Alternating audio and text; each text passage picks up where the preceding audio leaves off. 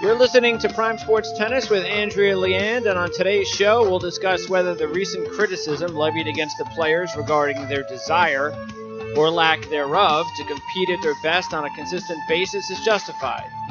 We'll take a look at the top storylines on the WTA Tour at the China Open and the latest rankings on the race to Singapore.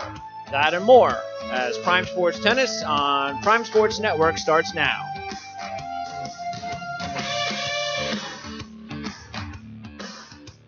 All right, it's Tuesday, the 3rd of October, 2017.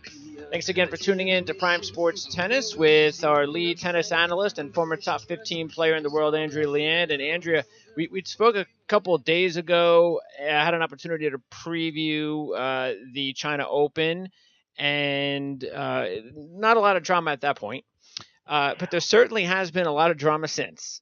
There's a lot of anticipation, and of course the drama was early to follow with Muguruza walking off court in her match against Strikova. Just walked off court basically, said after a set in 2-love wasn't feeling well. The trainer came out. She refused treatment and basically just packed up her stuff and left. In press afterwards said she caught a virus in Wuhan, and that was that. Now, she has lost to Strikova before in 2 out of the 3 of their last meetings, including at Wimbledon.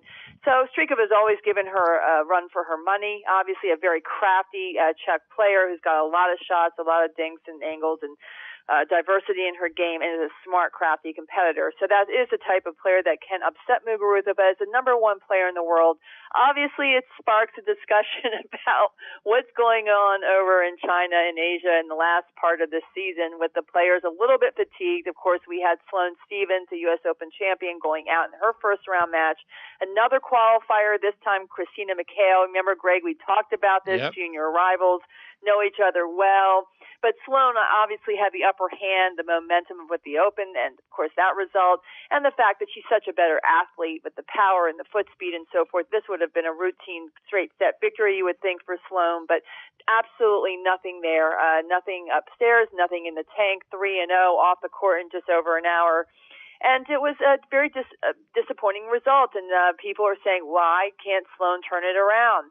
And so, of course, in the Madison Keys, her best friend didn't even play the event because of this wrist issue, which she's, not giving a lot of detail about, basically saying that she wasn't given enough time to do the proper rehab for the injury after her second procedure after the French Open, and that, she was pressured to really play all these events because it was mid-season and did not do the proper rehab. So all these things are circling, and of course you have Cibulkova, Kerber going out. They will they could drop out of the top 20 once those results from Singapore from last year fall off. And, it leaves a lot of question as to what happens in this part, especially when Milos Raonic, who is returning from his own wrist surgery in his first event back in Tokyo, made a big statement today saying that these tours are too long and they're not really looking out for the player, and it's just too much physically and mentally. You're going from one continent to the other, and you play 15 straight weeks from Roland Garros on, and blah, blah, blah. And so, there is always this type of conversation, though, Greg, always this time of year. Well, I mean, look, we talked a lot about the schedule. That's just an obvious statement, though. The reason there are more events overseas and internationally, and the reason there are as many events as we see is, and I understand it's tough on the players. Yeah, it's because of money, but that's what makes the sport. That's why when Sloane looked at a check for several $1 million for winning the U.S. Open, I'm sure she couldn't figure out how the heck she was making that much money. Well, this is why. This is what happens. You brand the sport a certain way.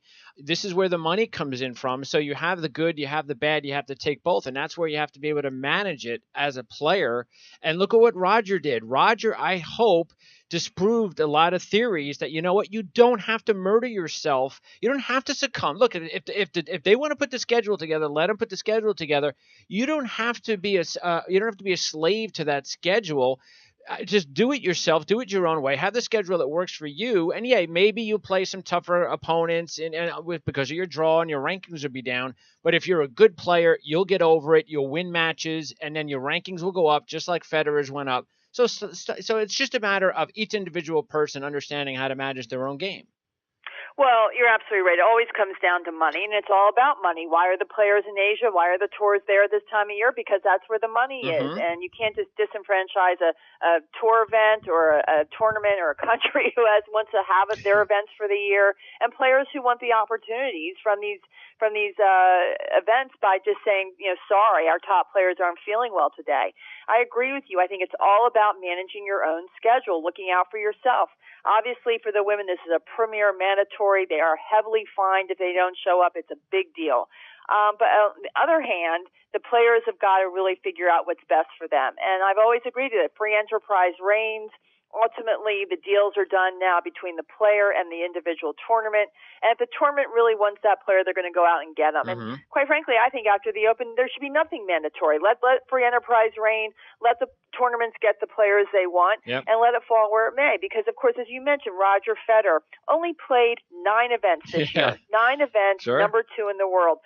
So it's the results that talk to the ranking. It's the results that you have that really speak loudest. And Roger Federer's had an incredible year. He's made the most of every event he has played. Yes, because he's 36 years old and he's obviously a former number 1. The ATP does have a rule saying he basically can do what he wants. He can pull out, he can play. He's not warranted to any sort of mandatory requirements. And the same should go for Venus Williams, quite frankly. She's 37. She's a year older, and she should play whatever she wants to. When you get to that stage and you've been a former number 1. But, having said that, Raonic, 12 injuries, he said this year. But Raonic has always had injuries. He's always been someone plagued with some sort of ache and pain. Yes, he had the surgery this time. But, I don't think that limiting a schedule, the women finish the end of October, the men obviously in November. Then, of course, yes, there is Davis Cup and Fed Cup later on in each schedule. But having said that, if you end the tour any earlier, does that mean the players are not going to do anything for those months? Come on, who are we kidding? They're going to be exhibitions. There was an Indian tour, a couple years ago where they were playing for big money all over Asia. So I don't believe that shortening the tour schedule is really going to help this and solve the problem. I think these players have got to figure out what is best for them. Now, I love the fact that Sloane, who has never played in the fall, after the U.S. Open, she has shot everything she has. She's used up all her stuff, and she's just ready for a break. She is a player that will always need her breaks. This is not someone who loves being out there. This is not someone who loves competition, and she's got to, play her events and get out. And you cannot leave her out there, just playing one after the other, because that's when she gets stale. That's when she loses interest, and that's when she plays with some sort of ache or pain or excuse. So, the fact, though, is that she's still there, Greg. She's still in Beijing playing doubles with Heather Watson, and I think that's a good thing because it was in Washington, D.C. after losing to Halep in the first round that she played doubles with Bouchard. They got to the final. She wasn't happy about losing in that final, but it got her juices going. It got the competitiveness in her going, and that, I think, is what led to the fact that they were able to keep her on court because she's not someone who practices a lot. She doesn't like the 6 hours of practice or even 2 hours of practice. So if you can keep her on court in the doubles and get her to refine her game there and get the footwork and all the conditioning she needs on the matches there, that's a good thing. So, hopefully that this doubles in Beijing will lead to better things in Hong Kong for her next week. But, it's like you say to Sloane, she could be potentially qualified for Zhuhai, which is that second tier of girls, who qualify for, it's like a second tier final after Singapore. Okay. And what is she supposed to do for 3 weeks? What is she supposed to do over there? And this is where the calendar does need to at least make sense. You can't, as you just mentioned, have players going from Europe after this and then back to Asia. You can't have Kuznetsova having to play in Russia and then having to take an overnight plane to Singapore as she did last year. That is ridiculous. Yeah. And that's where the tour has to use some common sense and really balance, the few dollars they may get in Asia versus really the common sense of what is good for the whole tour overall. And it's branding as well. But it's interesting. It's a interesting question. It always comes up because everyone's a little bit tired. But again, I agree with you. It goes back to player management. And then, of course, anytime you get these situations, you get the old school people who, in any sport, they're always going to say things, the game was better 40 years. And look, in some situations, I will say, I know in some sports that's true, where sometimes you look back and you say, yeah, this sport might be better 20, 30 years ago because of these rules, whatever. But then they'll reference even players. Oh, the player back then was so much better because of this, that, and the other thing. And that's what we're kind of hearing now with the movie, the Billie Jean King movie that just came out. And people are kind of talking about, well, Billie Jean King did it differently and she handled herself this way compared to what's going Well, on I can tell nowadays. you that the girls are tired of hearing we need to know the history. And they're tired of the old guard saying the girls just need to know the history now so they can understand they have obligations out of the legacy of the game. That is not the case. The girls know the history, and they absolutely respect and admire Billie Jean for everything that she has done. She has, it was her pioneering this path that has led to the careers they have today. Everyone acknowledges that, and the movie is fantastic, and everyone should see the movie. It's such an important movie on so many levels. However, they don't need to pay someone to come into New York and teach the players about the history and give them a fee for that. The players know what the history is. What they want is a business. And back then, what they also know is that the WTA partnered with Philip Morris, a cigarette tobacco company, and that is where the money came from. And it was a cigarette company that funded this tour and is what really provided opportunity financially for all those players, including myself and including ultimately what led to the tour today. So there is, in some ways, Greg, obviously a lot of you pay homage to that, but on the other hand, can you imagine having the players today hawking cigarettes? I mean, it just would not happen because, of course, Congress has made it illegal, which led to the fact the fact that they could no longer sponsor the WTA tour. But I think that what it came back to is that even in those days when Philip Morris wanted a player to do something, they paid him. They paid the top players. I know that people can gloss over it any way they want. They were paid, and they called up the managers, and the managers, they said how much, and that was it. And so the players today are no different. They see that they want the business model to evolve. They want the first-string varsity in there who know marketing, who know how to build the business in the same high standard that they are producing on court. And they're tired of the same old faces, quite frankly. And this is what I'm hearing from the players. This is why the top 20 have just elected a New York businessman, onto the board as their representative. And Gary Brody has been elected. He is representing the top 20, and he has really no background on the insider view of the WTA St. Pete group. I mean, this is someone who, as we said, is a very, very successful New York businessman.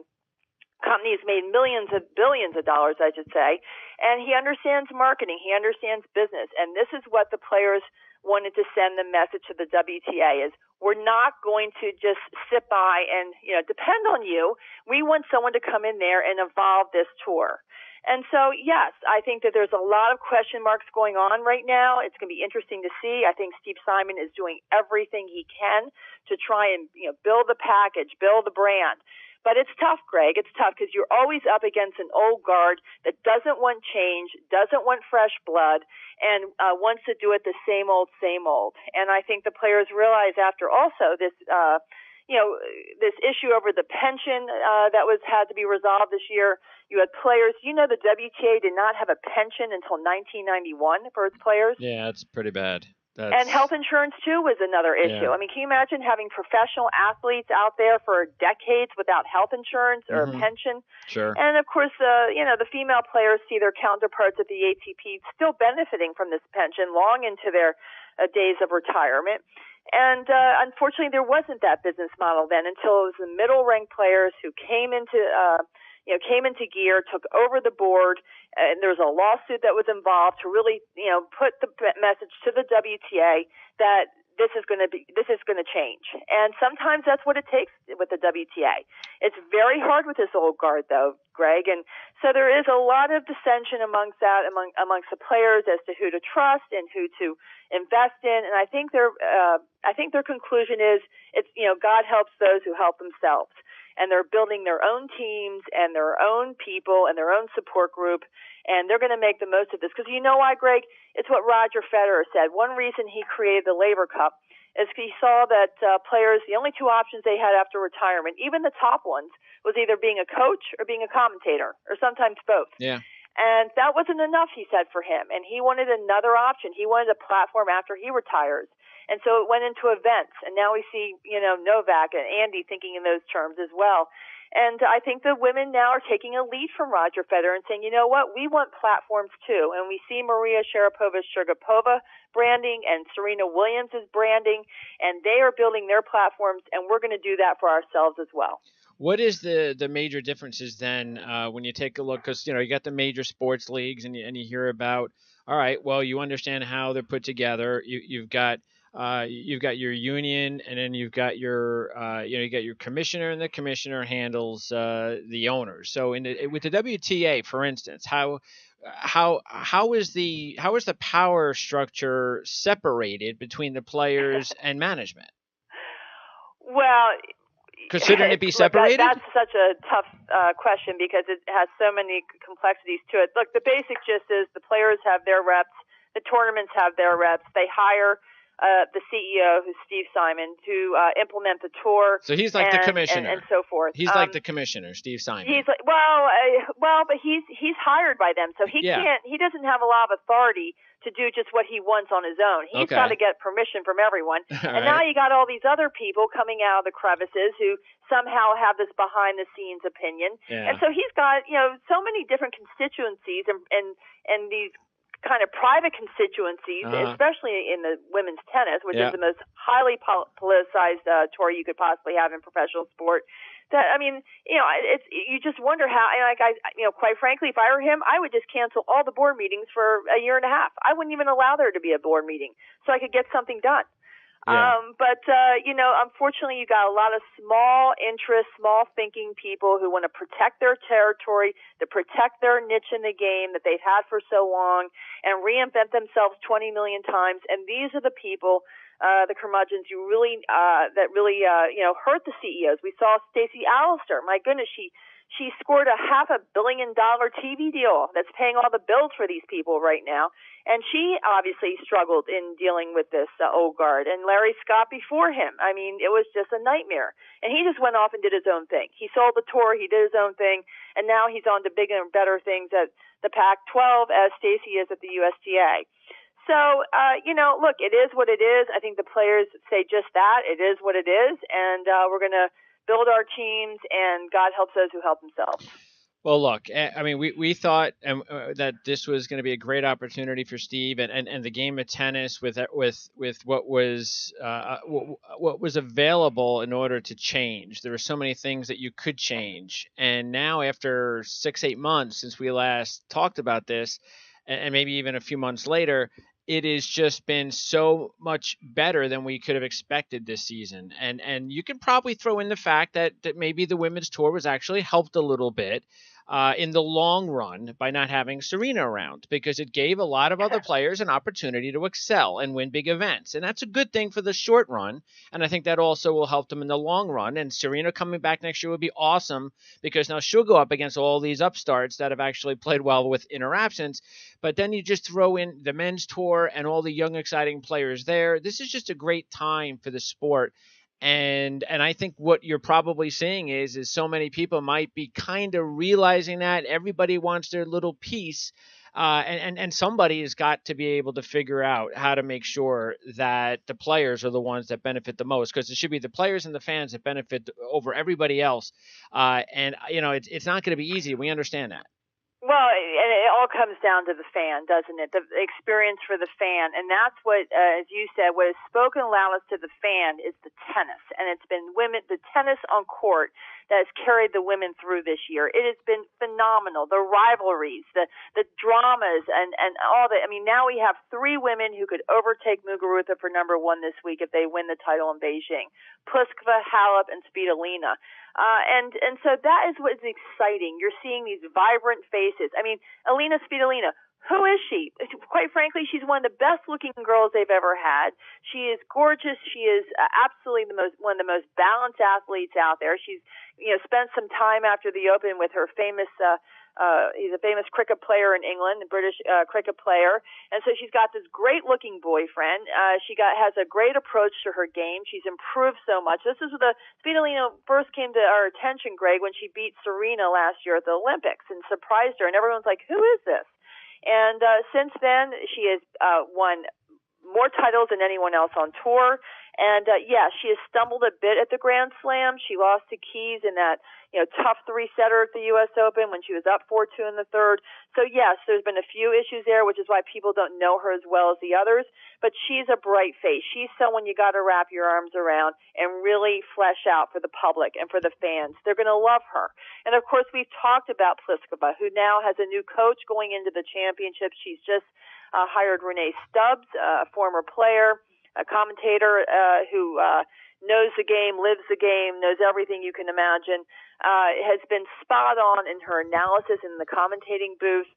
She was a doubles player when she played on tour. I didn't really know her that well because she really just played doubles and not really that strong in the singles. But she is someone, as I said, who has lived the game. So she will be a phenomenal coach. She played very differently than Pliskova. She was a very all-court player, volleyed, came in, one-handed backhand, very athletically gifted. But, with Pliskova, obviously she's saying, I'm serving better in Beijing this week. I'm getting some free points off the serve. I'm starting to pick up my weapons a little bit more because she has plateaued a bit this year. And that's why she fired her coach a couple weeks ago and is with her father there. But it will be Renee Stubbs now who will step into the coaching role. And I think it's a good move. I think that Renee is a very upbeat person and she's a real thinker. And there's no one who gives a pep talk better than Renee Stubbs. So we have some very vibrant storylines here too. That has to be fleshed out. When they do these pre-interviews with these players or these post-match interviews, and the clips are good, it's a great in concept. It's great to put out there to the public who have subscribed to the WTA streaming, WTA TV. But they need to ask them a few more questions, not just the stat questions. These girls have personalities. They have minds of their own, and that's what the public wants to see. What about the Laver Cup did we all love? The cameras behind the scenes, the off the cuff, comments and conversations in the team members and the players. That's what the public wants to see. And so this is where I hope that, the WTA can really capitalize on the personalities that we have. And we haven't even gotten, Greg, to Sharapova or Halep, which are due up tomorrow. Yeah, I'm actually, if you look at, we got less than 10 minutes to go here, but we take a look at let's turn our attention to the China Open on the women's tour as we take a look at the two matches that do stick out right now, and that's Halep, Sharapova, and then, of course, Kvitova and Wozniacki, because we have seen the upsets, some of the ones that you've already talked about. But Sharapova, Halep, that's going to be as big as we're going to get over the next few days, and that could determine a lot, especially for Halep and trying to be number one and Sharapova's comeback. Well, to me, I've been watching everything Sharapova does. I'm fascinated by this, quite frankly, and I'm talking about the on-court tennis. And here is a former number one, a Grand Slam champion, who has not really played a lot in the last couple years, and for various reasons. And she's back on court. She's, 30 years of age. So obviously not a nubile of legs, and it's not the fastest to begin with or the most athletic, but there she is on court, Greg, fighting her heart out. I mean, she's playing the crummiest tennis, quite frankly, I've ever seen her play. This is not the 2014 tennis where she won the French Open. I'm not even looking at the stats anymore. When you're over 50, 60 unforced errors, it's no point in even looking at that. But what I look at is how she self-corrects and the thinking and the fight in Sharapova. And she's won another three-set match over Makarova. Of course, as we mentioned, she was down match points to Sevastova in the first round and prevailed in a third-set breaker. But I watch her on court, and the word that comes back to mind about Sharapova is discipline. This is not someone who leaves anything to chance. She is meticulous, she is thoughtful, and every single thing, every little detail is ironed out to every little thing she does. There is nothing spontaneous about Maria. And I watch her during the changeovers because, of course, because this is a stream, you don't have commercials. And so they put the cameras on the two ladies sitting down at their changeover. And you watch Maria methodically taking out her gel. She has some gel or some sort of gel thing she, eats. And then she has her little Nutri bar or whatever, some sort of energy bar she nibbles on and 4 little bites. And then she takes her electrolyte drink or whatever the drink is that she has, and then she has her water. And she's doing this now every single changeover. That's a change in Maria. Maria, she wasn't doing this. Obviously, she's trying to keep her energy levels up. She's trying to keep, all that type of physical energy up that she needs to get through these matches, because her matches are always long now. She's not winning anything on a routine basis. And also, after a long promotional tour, I don't know how much time she has had on court, but I do know the time she has spent has been very purposeful. And she has said she has been on the court with her father and Alex Kuznetsov, working on things to correct what happened at the Open. And the biggest thing has been the swing volley. And she said they had her hitting thousands of these swing volleys, because obviously they know she's not going to be able to beat these girls from the backcourt. She's getting jerked around. She's getting moved too much. And so they know she's going to have to take advantage of her big shots and come in and put these swing volleys away, because she's not a traditional volleyer. That's not her thing. And so that was what came into play, and it was the swing volley as well as the adjustments she made on the forehand, putting a little bit more spin in that leg, that the improved leg strength in her thighs especially, that let her get down a bit lower. All these things are things she worked on after the Open and are now proving to help her in this tournament. And quite frankly, I think she'll beat Halep. I think that she has more sophistication than Halep, and she's a better fighter than Halep. She beat her in the U.S. Open, and I don't think that Halep, Greg, has really changed her game style at all. Yes, she has Andre Pavel there with her, new coach. Darren's taking a break with his family. But I don't see the diversity in her game, anything that she's really worked on since the Open. She's still trying to hit these flat, hard shots and become more offensive. She is never going to outbash Maria Sharapova or any of the big hitters on tour.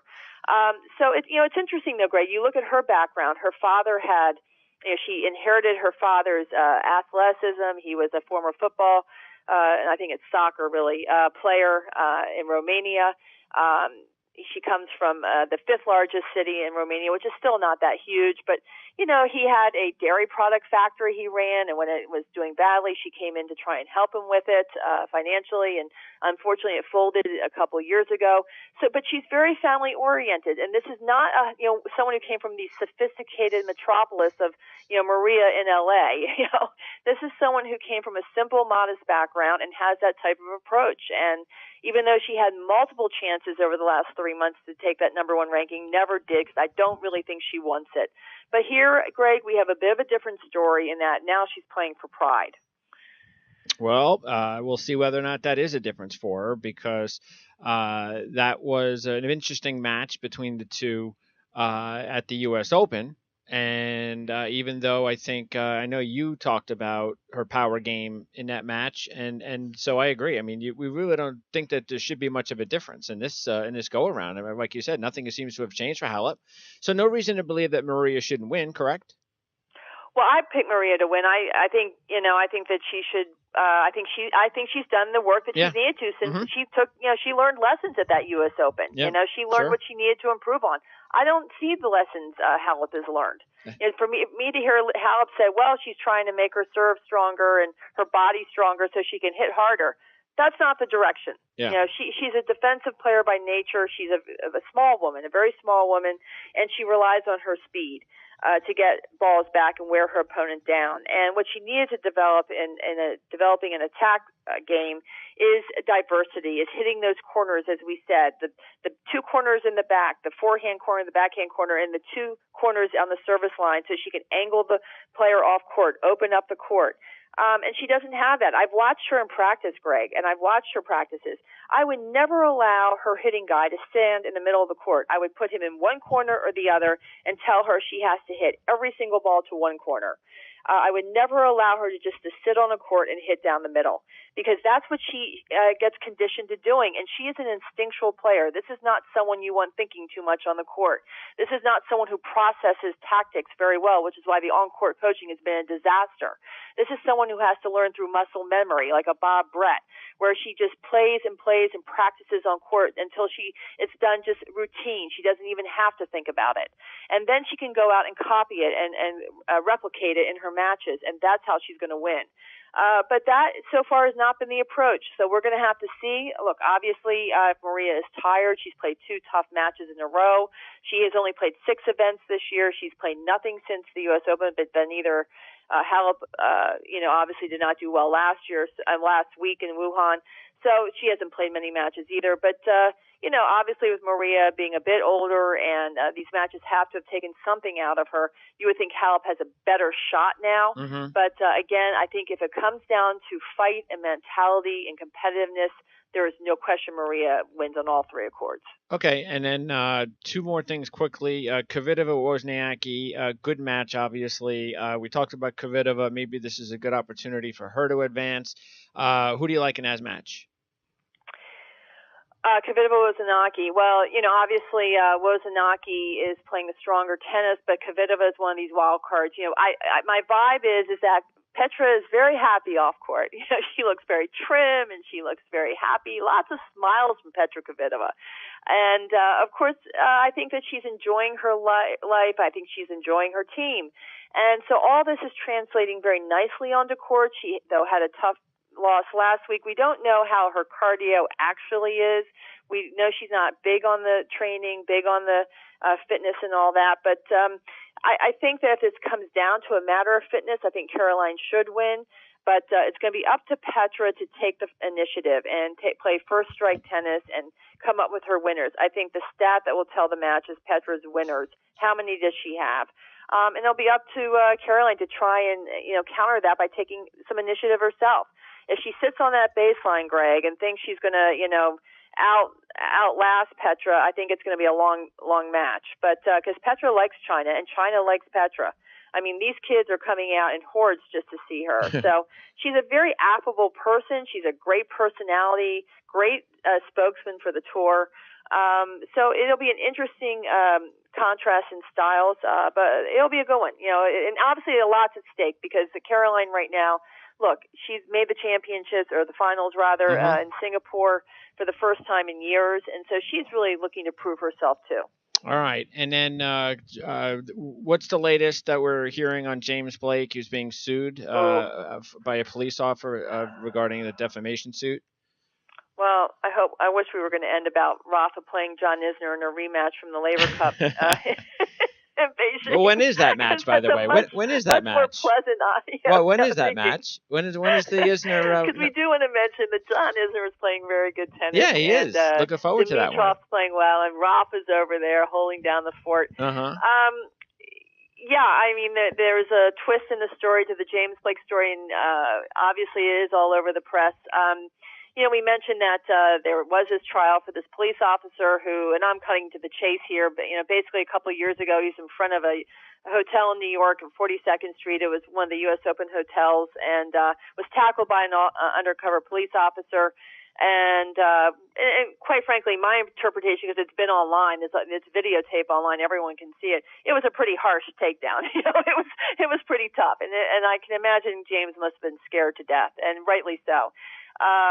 But apparently in the trial, this officer had his version of the story. I don't know whether James had all these details when he wrote his book or made his statements, but unfortunately, because there were so many public statements, and of course the book that came out this summer, the officer now is suing him for defamation, as well as I think the NYPD. So, hopefully they'll work it out behind the scenes, and I think the intentions James had were with great merit, to try and obviously protect everyone's rights, but obviously the police officer feels he has rights too. All right, so then before I let you go, do we have a schedule on when to tune in for the Isner-Nadal match? It's all Tennis Channel. Of course, Channel? one of my favorite 3 in the channels. morning? Tennis Channel. I love Tennis Channel because they have Justin Gimelstob giving us all the inside stuff, and I love that. It's all on Tennis Channel. Okay. You know what the great thing is? Even because, of course, China, they're 12 hours ahead, so the matches are played usually during the night. Tennis Channel replays all the matches. All the great matches are there. So you can see Jack Sock did lose in his first round, by the way.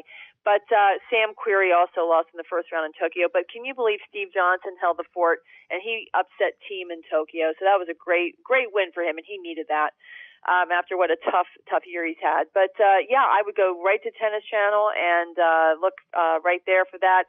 The WTA, we talked about the streaming. That, to me, seems the best bet because it's usually the most reliable. And I want to thank Amy Binder for being so responsive in helping us resolve any glitches in here and there because there is a lot of attention right now on what's going on over in Asia. And to get the coverage, you definitely you definitely need to have that. You need the TV matches played. So, Tennis Channel, WTA streaming. That's the way I would go. All right. Well, my DVR is my best friend, so I don't miss anything. All right. So Andrea, appreciate it. We'll talk to you again next week. We'll have a lot to talk about. We'll wrap up both events in China for the men and the women, and then we'll take a look at a big event coming up next week in Shanghai for the men. So. Matter of fact, by the time we talk next week, the event in Shanghai will already be underway. So we'll be looking forward to talking about that.